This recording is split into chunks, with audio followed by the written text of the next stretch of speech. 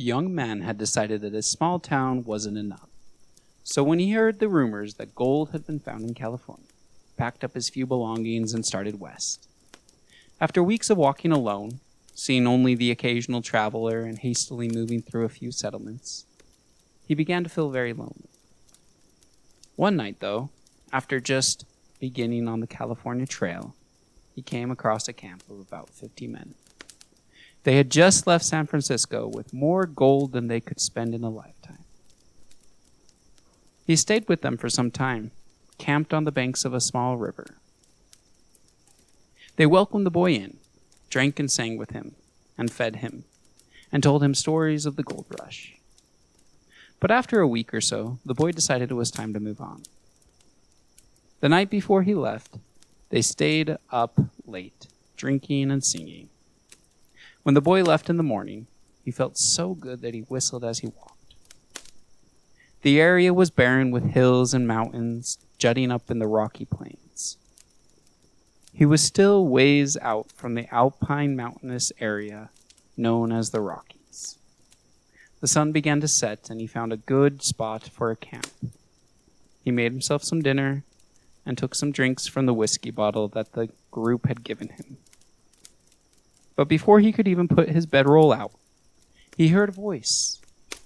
It was singing a song that he had sung the night before with his companions. "My friends are headed back west," he thought. He quickly gathered up his things and started toward the singing. But it was as if the voice was moving, and at a faster pace than he could walk. After an hour or so, the boy gave up. He decided he would rise early and find their camp before they could leave. As he fell asleep, he listened as the singing slowly faded farther and farther away, till he couldn't hear it anymore. He woke up right as the sun was rising, and didn't even stop to have breakfast. The night had been warm. He had just fallen asleep next to a thicket of trees. He walked, almost ran, in the direction the singing had been moving the night before. But after hours, he hadn't come across any camp or any sign of life. That afternoon, he officially gave up. He was now miles off course. He decided to break for the day and head to the trail the next day. He made camp and pulled out a flask of the same whiskey the group had given him. After a few hours, with the sun setting, he began to feel quite drunk. As the sun sank in the west and the orange of dusk transformed into the blackness of night, the boy heard the singing again. This time, though, he did not feel any excitement, but instead dread and a quiet fear. The singing tonight, though far away, sounded ominous. It seemed to move almost in a circle around him. His head was swimming from the whiskey, and his heart beat uncontrollably from fear. After a while, the singing stopped, and it didn't start again. The boy filled the flask from the bottle, took a few swigs, and drifted off. In the morning, he had a pounding headache. As he got up, he noticed that the flask was missing. He packed up, skipped breakfast, started walking in the direction of the main trail. He hadn't gone 100 yards when he came across the flask. Empty.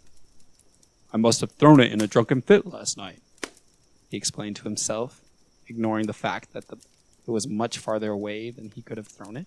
He walked on, refusing to acknowledge this inconsistency in his own story. At about noon, his stomach reminded him that he had skipped breakfast. As he was cooking some beans and chewing on a piece of venison jerky, he heard a terrible screech. It sounded like a cat. He left his beans on the fire and ran in the direction of the sound.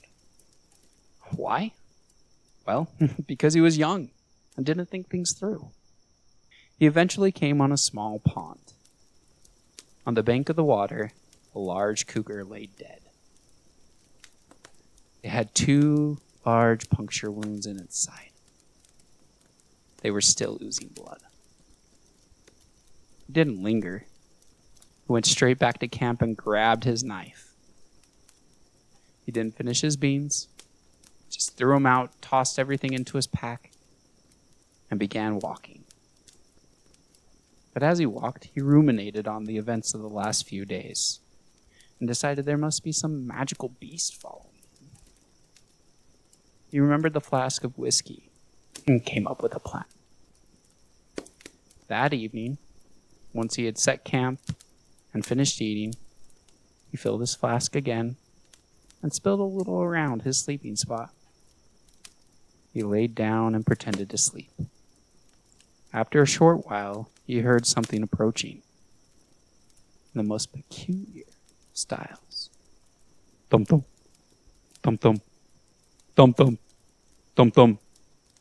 It grew closer and closer. Then it stopped. He heard a strange slurping sound.